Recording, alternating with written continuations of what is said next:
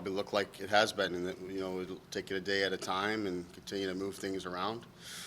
Whether that's now or when he arrives, we're going to have an additional guy, to put in the mix and to try some things. So, I think it'll really all season. I mean, we've moved things around a fair bit, and we've tried to utilize everybody and try different things, and that will continue. Yes, yeah, he's on his way to Columbus here today, trying to get a number of things sorted out there in terms of his visa and stuff to be able to come to Canada. But he'll be with us in Columbus tomorrow, and we'll make a determination, on whether he'll play from there. He has it'll be a couple days since he's skated and all those kind of things, and he's got a lot of waiting in lines and a lot of paperwork to go through today.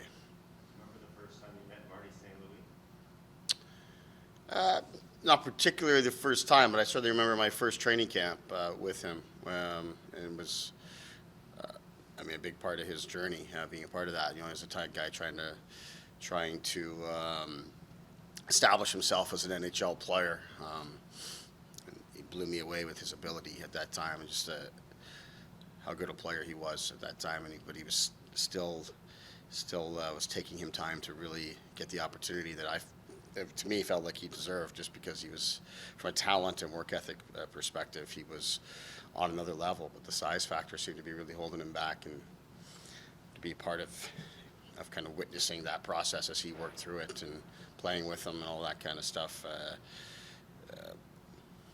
I took a lot out of that personally in terms of seeing that process play out. And then once the opportunity really came, clearly he never looked back. What was he like in the room? Did you see a guy who might get into coaching? Yeah, I did.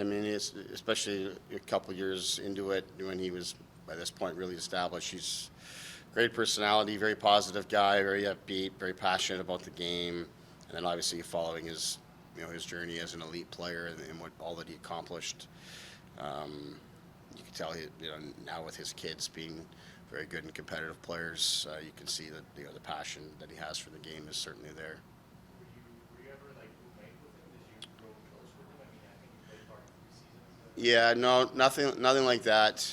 No, we weren't roommates or anything like that. Obviously, I was up and down and moving around the lineup in the American League and such, but got to know him well enough to know that he's a quality guy for sure. And since I've gotten this job, we exchanged some texts and things like that. Now he's got the job here, but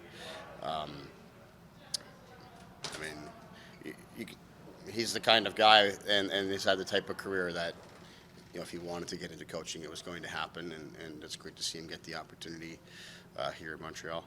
Is it a challenge to go up against a coach who has limited coaching experience, in terms of tendencies and deployment or things like that? Not necessarily.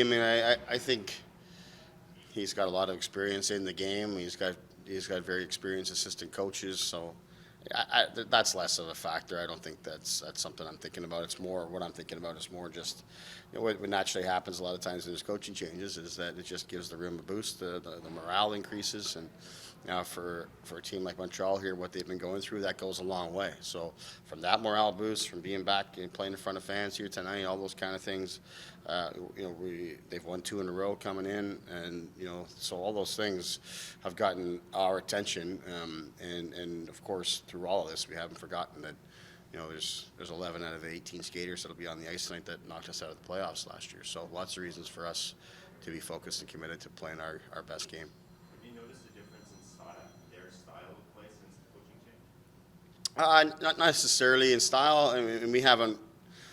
We haven't gone through very much of anything that's happened before the coaching change, to be honest. So we've been focusing on their games here recently, and like I said, I think they're a team that's working and competing very hard, and when you do that, you tend to play better defensively and tend to plug some holes that way. And then they've got some dangerous offensive people. Obviously, Caulfield's been getting more offensive success here of late, but they've got some dangerous guys that if you make mistakes, they're going to make you pay for it. So we're just really focused on our game here today. That's really it. We believe if we play our game as best we can, we're going to give ourselves a great opportunity to win the game. So that's our primary focus. Well, of course, being mindful of the fact that Montreal's a much better version of themselves right now than they were a couple weeks ago. Cal just pulled the trade. He still has time to do maybe one or what's on top of your wish list as a coach when you look at what you need in order to make a deep run? Top of my wish list is to play a really good, solid 60-minute hockey game here in Montreal. Who's in that tonight? Mrazek. Right.